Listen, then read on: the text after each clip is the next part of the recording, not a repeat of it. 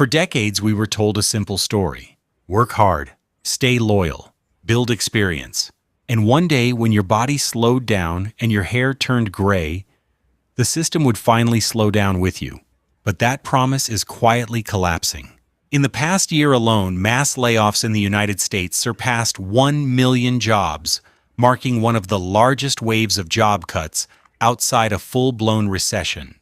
And buried inside those numbers is a disturbing pattern. Older workers are not just being laid off. More often, they are struggling far longer to recover. At the same time, more than 40% of older Americans are approaching the end of their careers with little to no retirement savings, even as the cost of a comfortable retirement is now believed to require well over $1 million.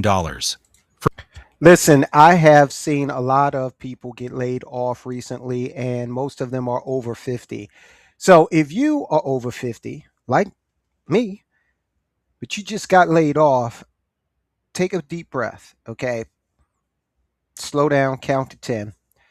First of all, none of this is your fault. Needs of the business, right? Second, don't log into LinkedIn today, okay? Don't touch your resume. Don't start panic applying for 50 jobs. This needs to be approached systematically because there are some things you need to know. Some of these things are sobering. Some of them are very hopeful, and we're going to get into it right now. So you just got laid off. You did 20 years at the company or more. Yeah, it's shocking. This place that you get up and go to every morning. Now you're not going to be doing that. Some of the relationships you've built, they're not going to, be as prevalent in your life anymore. The routine has been disrupted. And worst of all, your plans have been disrupted. You never saw this coming, right? But when you're in shock, you can make panic decisions. And those are usually bad decisions. So let's talk about the elephant in the room, because I don't want to sugarcoat any of this. This is real right now. The data that we have, and you guys know if you've watched this channel for any length of time, I like to kind of lean on the data. It gives us a good roadmap for how to proceed. So the data on what happens to older workers after a layoff, this is going to be tough to hear, okay? But you need to know what you're up against. And when you know what you're up against, you can win. Yeah! Life is unpredictable. Iceman Jackson down here at Top Gun Motors. We can insure anyone. For you. It's gonna totally take your breath away. Gonna send you right through the danger zone. Check me. I got a red car. I got black and red too. No money down. Even him. Get approved. Link in the description. Keep it rolling.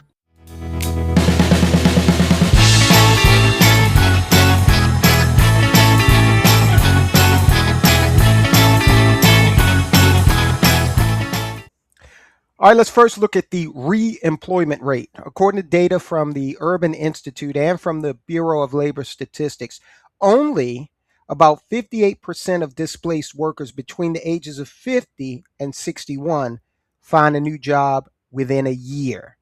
Okay? So a large percentage don't. Now, for those over 62, that drops to just under 48%. Finding a new job within a year. So that means nearly half of older workers end up being forced into early retirement. Now, the average job search for someone under 35 is about 10 to 12 weeks. For workers over 55, the average job search is between 26 and 32 weeks. 6 to 8 months of searching.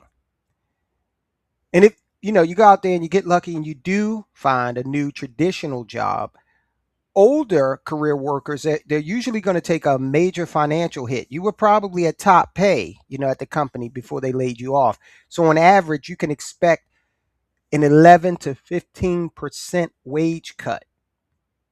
And then for some who pivot entirely to new fields, that drop can be even steeper because, you can't claim that you have experience in the new field. Now, look, we're just hitting this brass tacks stuff, not to scare you, okay? I'm telling you this because the traditional job search playbook is not going to work for folk who are over 50. What you did to get that job 20 years ago, you can't rely on that exact same methodology to work. The paradigm has totally shifted. All right. And I'll give you a little short story about that. When I got my first job at what was then Bell Atlantic, turned into Verizon, I got that as a result of pounding the pavement. I walked past the human resources department. They had human resources on the door. I rang the bell. I A lady came to the door and she said, "Can I help you?" I said, "Yeah, I'm looking for a job. Here's my resume." She said, "Do you have time to come in and take some tests?" I came in, took a battery of tests. She went through a Rolodex, found me a job. All right. That was in 1993. It's not how it works anymore, right?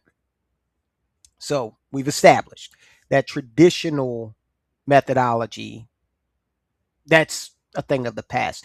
But the good news is we're going to build a new playbook. We're going to capitalize on this new paradigm that's out there.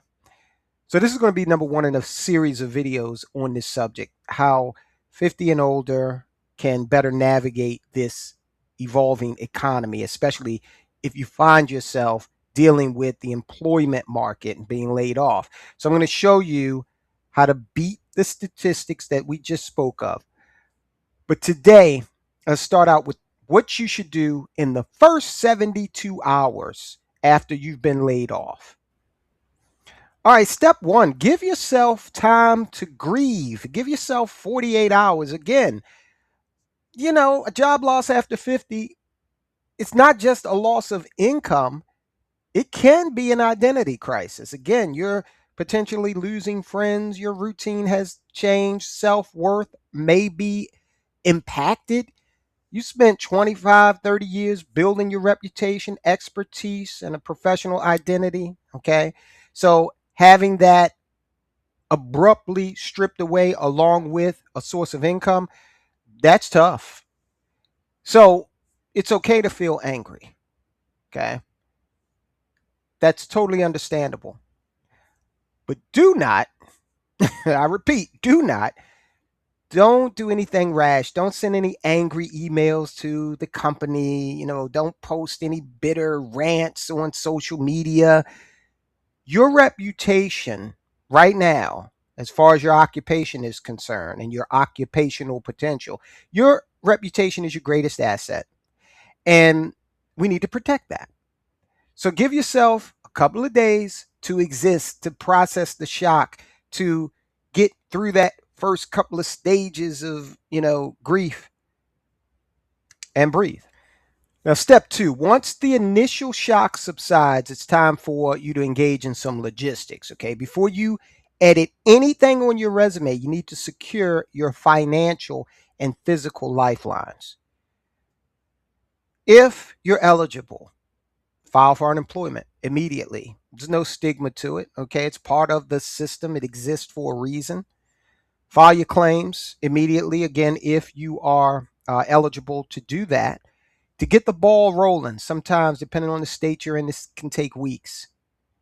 Now, they're going to give you, in many cases, a severance package, especially if you work for one of the larger companies, right?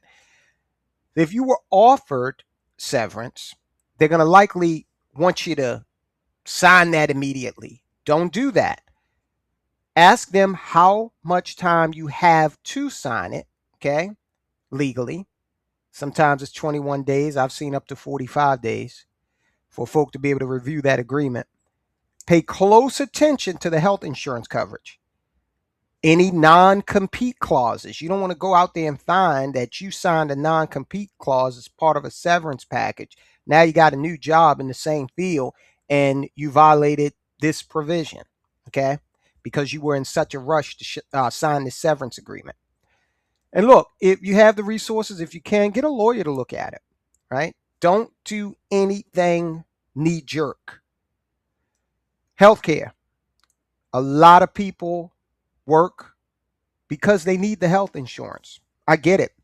Health insurance and health related costs are rising faster in inflationary pressure than any other than all other goods and services combined. So if your health insurance was tied to the job, you have options like Cobra, but that's notoriously expensive. Check the Affordable Care Act, all right? Healthcare.gov, you can go there. Loss of a job is a qualifying event. That means that you can sign up immediately, and because your income just dropped, you may also qualify for some subsidies. All right, earlier we went over the numbers. The age demographic, it can take quite some time, up to 6 months for many, to find a new job, okay? So you need to buy yourself some peace of mind in the meantime. And you do that by putting your household budget into kind of a safe mode. So go through your bank statements from, make it the last quarter, the last 3 months. Take away everything that is not essential for your survival. You need to really hold on to some money right now. Streaming service, let them go. You got some books around the house, read those for entertainment. Dining out, it's so expensive these days in any event, right? That's going to need to go. Got to buy groceries.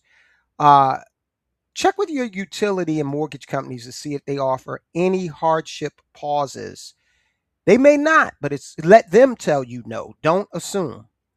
Reducing your monthly burn rate, the cash that's going out the door, that's going to do something positive and powerful for your psychology. And you need this at this point, right? It stops this ticking clock inside your head, right? This ticking urgent clock. So when you can reduce the amount that's going out of the door, when you aren't terrified about paying the next month's mortgage or rent, you're going to interview better. You're not going to come off as desperate, right?